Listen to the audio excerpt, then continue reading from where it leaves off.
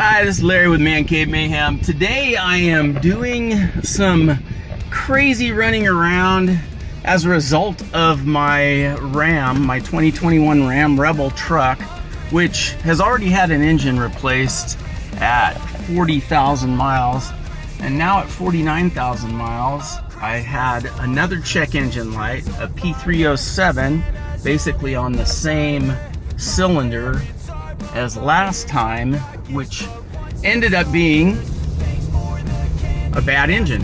And so this happened to me on my birthday. We were down camping at the beach, pulling a trailer down in South Carlsbad, and on the way, just getting ready to go home, engine starts running really rough, and I get the P307 code. Of course, I didn't have a code reader there, but I was able to read the code once I got home. But it was a flashing check engine light, of course, which means that it's, you know, something to be concerned about. So we pulled over into a grocery store parking lot, and I was scratching my head thinking, what am I gonna do? My wife was kind of a little concerned. I was concerned.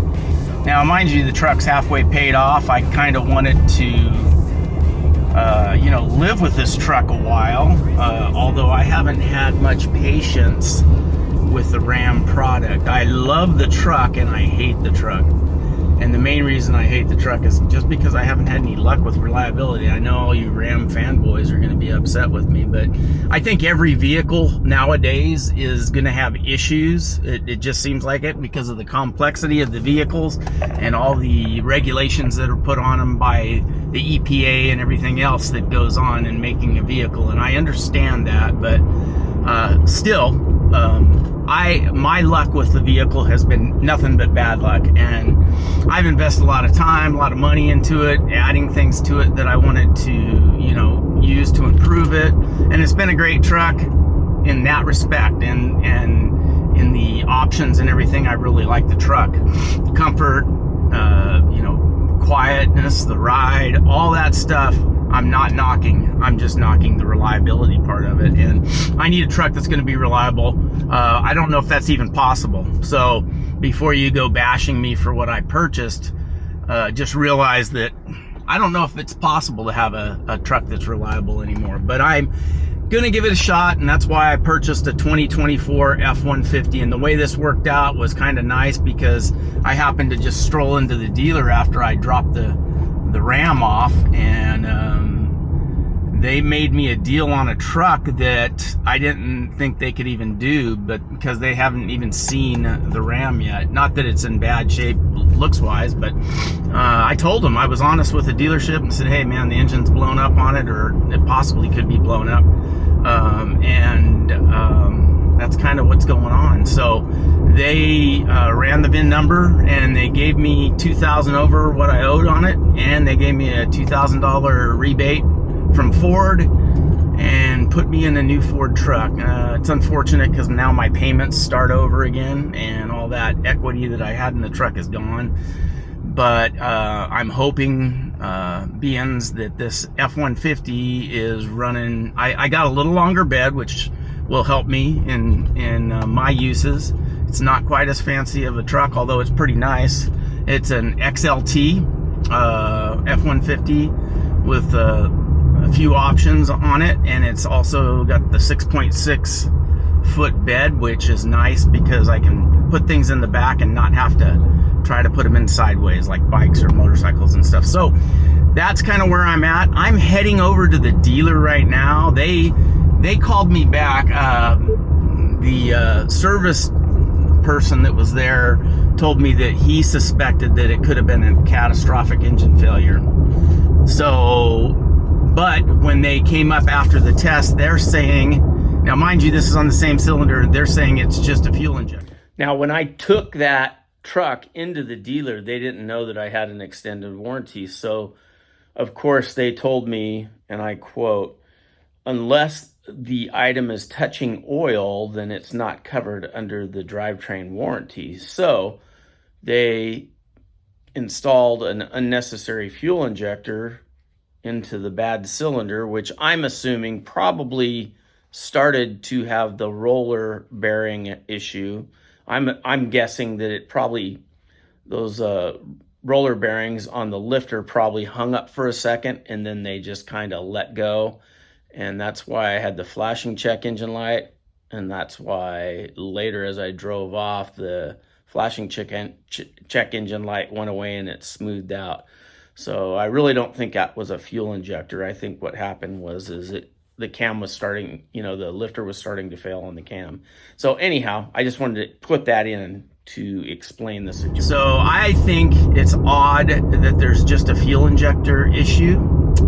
I'm going there now to not pick it up because they said they had to order a fuel injector that was going to take them 7 days. Now, mind you, I've got the new truck and the dealership is waiting on this truck. It's technically their truck, but they said that I would be allowed to take that truck home, take all of my accessories off of it, and then bring it into the dealership. So I thought that was pretty cool of them. I'm sure they made a ton of money on me, so they can afford to do that. But I'm going to go to the dealership, take some things out of the truck, and I'm going to try to sneak out a little oil analysis and send it to Blackstone Labs. I'm just curious as heck to find out if that cam has failed or the lifter has failed on that number 7 cylinder again.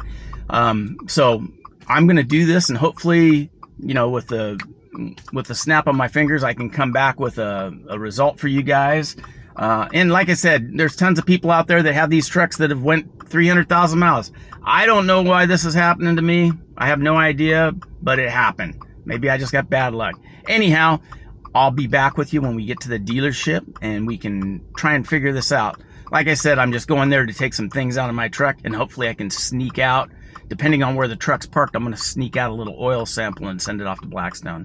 That's all for now. All right, here we are. We're pulling up into the dealership right now. I don't see my truck. I suspect that they got it jammed in the back somewhere, and I don't think they will have it close to being finished. So I guess I'll just pull up and try and figure out what's going on here. Who knows? I'm going to shut the camera down now. There's a bunch of salesmen out here. All right, well, I'm still here at the dealership. I went back, grabbed a couple things out of the truck. They, of course, had an escort, so I was not able to get an oil sample. And I think it's better that I didn't right now because I wouldn't be able to warm the truck up. I want to get that truck warmed up a little bit once it comes back. I'm going to draw an oil sample from that, and we're going to find out if there is some unusual wear. There may not be. I hope I'm wrong, and I hope there's no unusual wear. I still just have lost faith in the product as far as it being something reliable. I just didn't want to get it stuck up in the sequoias somewhere, broken down. And I'm not saying that another car won't do that, but I just lost faith in that truck. I've never had a vehicle since I've owned vehicles break down after 40,000 miles, especially a new one. So anyhow, that's it for now. I'll keep you guys posted. When I get the truck, we will continue this conversation. All right, I'm riding with Frankie. We're going to pick up my Dodge, right? The Dodge in your garage, yeah, they'll park it in your garage. Yeah, for sure. We are going to the dealership and we are going to pick that truck up. I'm going to strip all the crap out of it because it's not really my truck. So we're picking it up and we are taking it, or I am taking it later on this afternoon to the Ford dealer and dropping that pile of crap off. All right, going into the Ram dealership. I'm not going to record it. We'll see what happens. See if they have my truck ready like they promised. All right, while I'm editing this video, I decided I better put this in. While I was at the dealership, they decided they wanted to try to charge me like $800 for a fuel injector that I don't really think was even bad, but needless to say, I ended up having to pay $100 deductible for my extended warranty, but it was well worth it just to get that headache out of my hair. Well, behind me is the new truck, and here's the old truck. I'm a little sad to see her go. I got so much stuff on it. So right now I'm going to be in the process of stripping everything off this truck and getting it to the dealership. I enjoyed this truck. I love this truck, but it's going away. It's going bye-bye. So that's just the way it is. They I just got a lemon, I guess. I don't know. But anyhow, I'll keep you posted. I'm going to take an oil sample too, and I will let you guys know what I find out on that. I just drove it back. The oil's hot, so it should come out. Should be able to get a good sample out of it. So we'll see what happens. All right, we are getting this ready to go. This is the Blackstone sample going out for the Ram Rebel. I'm just curious to find out if there was any unusual wear on this, or even if they can tell if there is. But just out of curiosity, I want to find out what's going on.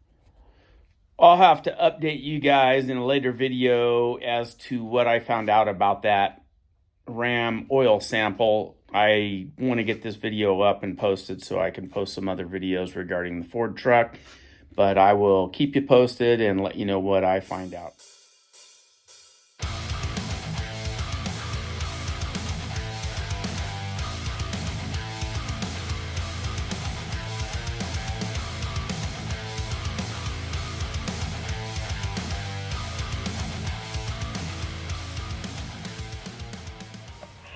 We got the last rock slider off. It was a bear. Got the decked cargo glide out, and she's ready to go to the dealership. So I will keep you posted on the F-150. Probably be doing some mods to it, so I'll show you those. But right now we just got to get that thing back to the dealership and get it out of my yard before it blows up again. If you haven't yet, don't forget to like, share, subscribe, hit that bell for notifications. Check us out at Instagram at ManCave_Mayhem. Just remember, folks, I'm just a man in a cave causing mayhem.